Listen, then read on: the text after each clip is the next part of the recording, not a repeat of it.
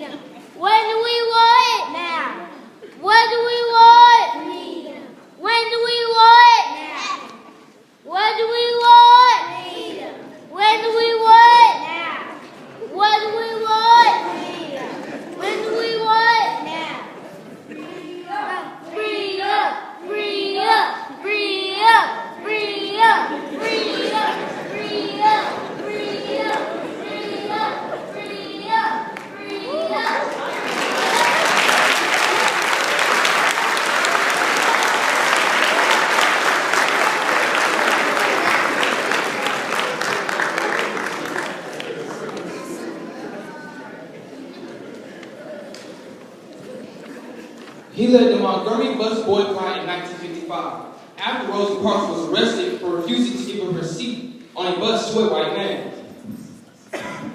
In 1957, he helped found and served as leader of the Southern Christian Leadership Conference. The Exodus organization helped change public opinion in favor of civil rights.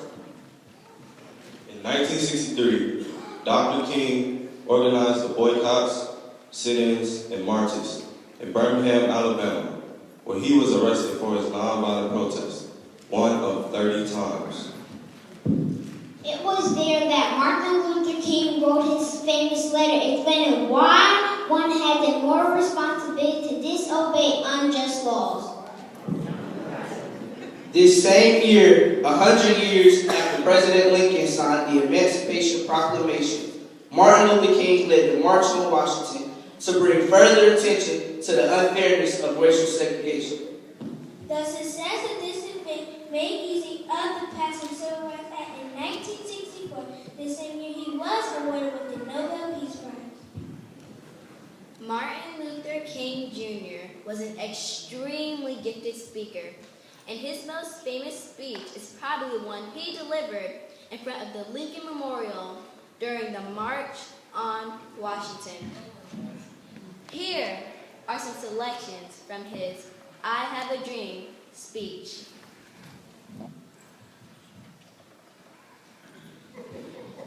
"5 years ago, a great American whose symbolic shadow we stand signed the Emancipation Proclamation. This momentous decree came as a great beacon of light of hope to millions of Negro slaves who have been seared in the Flames of withering injustice. It came as a joyous daybreak during the long night of captivity. But 100 years later, we must face the tragic fact that the Negro is still not free.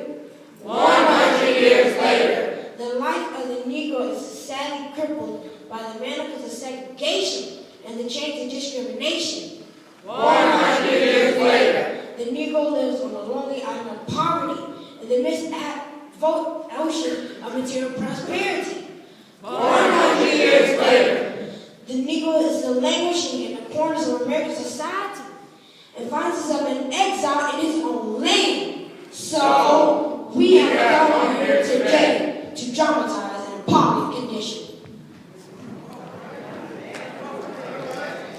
Go back to Mississippi.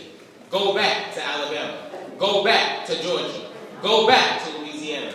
Go back to the slums and ghettos of our northern cities, knowing that somehow this situation can and will be changed. Let us not wallow in the valley of despair. I say to you today, my friends, so even though we face the difficulties and the frustrations of the moment, I still have a dream. I have a dream that one day this nation will rise up and live out the true meaning of its creed.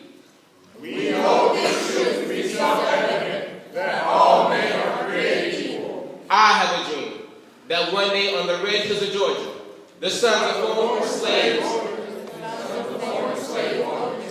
will be able to sit down at the table of brotherhood. I have a dream that one day my 4 little children will one day live in a nation where they will not be judged